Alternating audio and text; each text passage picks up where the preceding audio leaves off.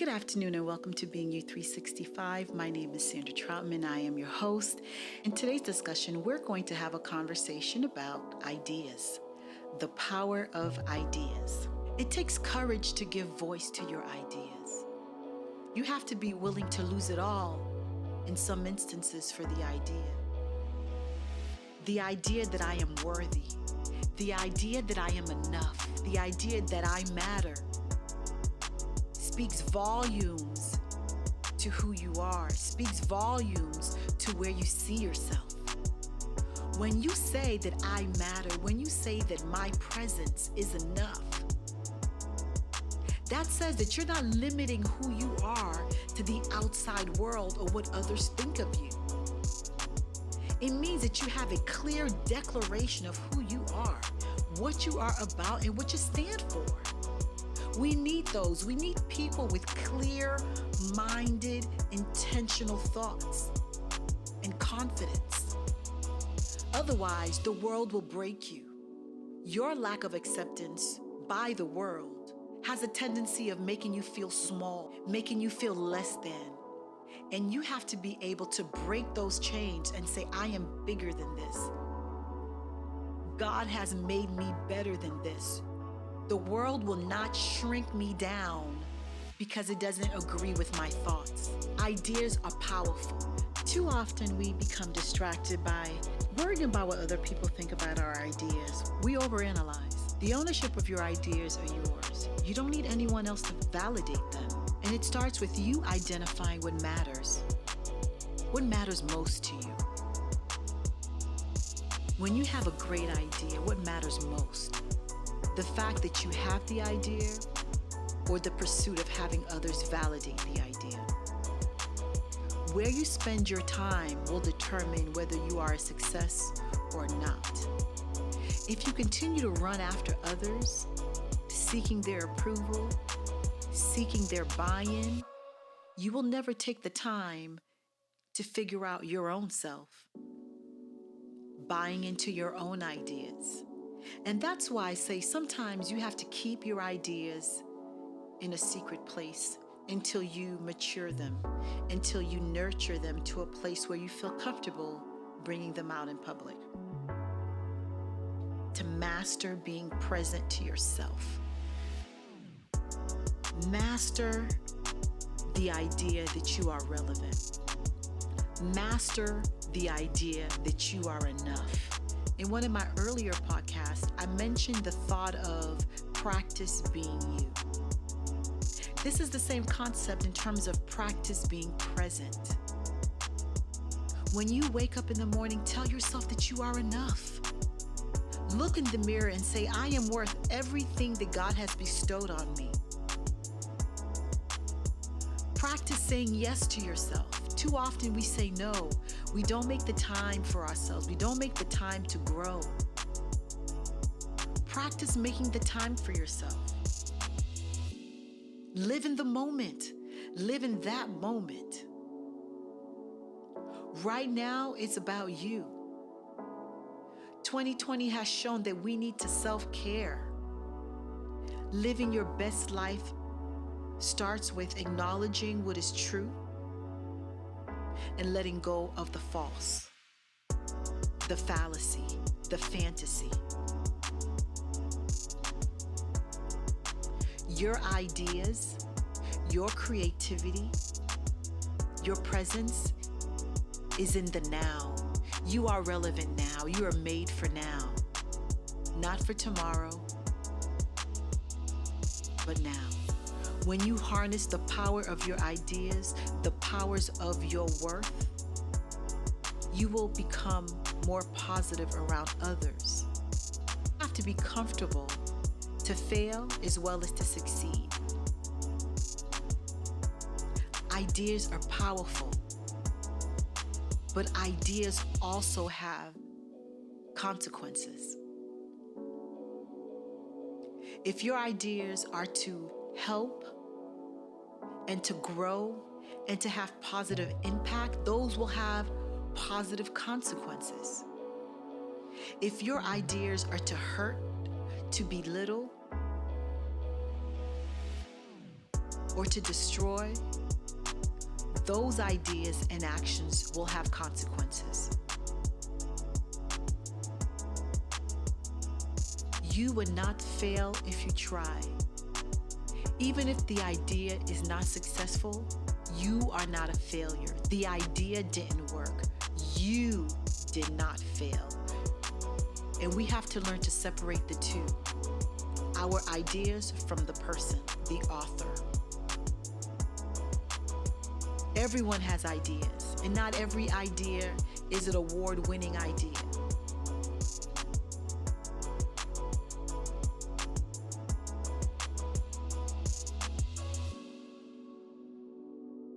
We have to have courage and share that idea. The bigger the idea, the more courage that it takes. And the more you know it'll be worth it.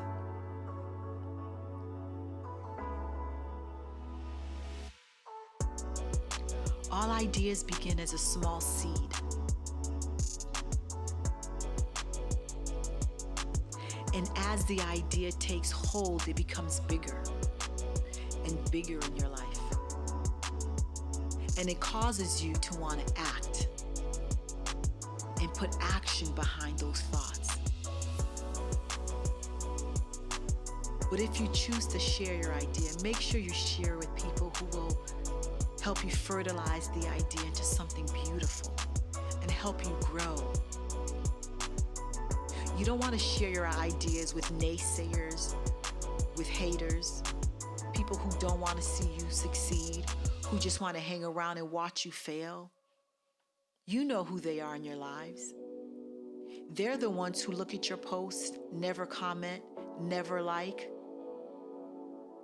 Trolls in social media, those aren't the people who you want to spend your time selling your ideas to. You want to reach individual people who have taken the time to call you and text you and reach out to see how you're doing. Those are the people that matter. Those are the people that will support you. Those are the people that you can go to and cry on their shoulder if the idea doesn't pan out. They're the ones that are going to give you the real deal of how to improve, of what you can do to be better. Others will just waste your time. Instead of wasting your time on social media trying to get others to quote unquote like something, take the time as part of the reflection. Get off social media. Take the time and just talk to those that matter off the gram, off of Facebook, on the phone, in person.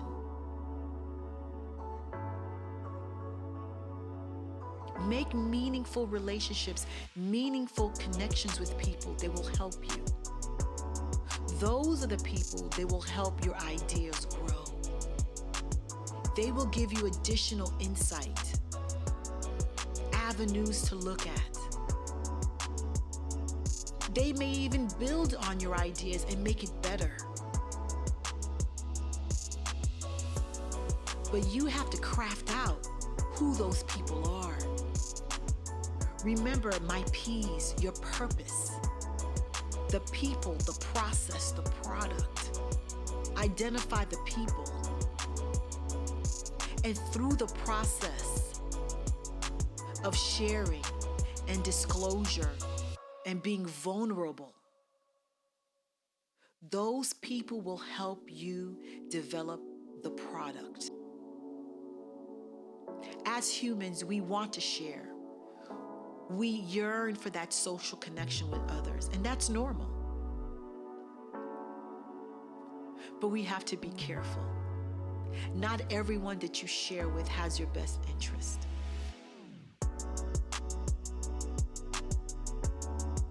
But the right people with the right ideas at the right time,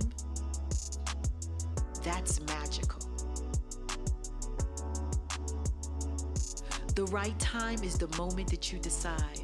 The right people are the people that truly have your best interests at heart. Under those circumstances, there's nothing that you can't do. You will be unstoppable. Your idea will flourish and grow. People understand authentic. When it's authentic, it resonates with people. You don't have to try hard. You don't have to create these personas or falsities. But when you're real, that resonates with people. When you are you, that resonates with people. There is no one else like you. No one else could dance like you. No one else can love like you. No one else can speak like you. Your life is your own.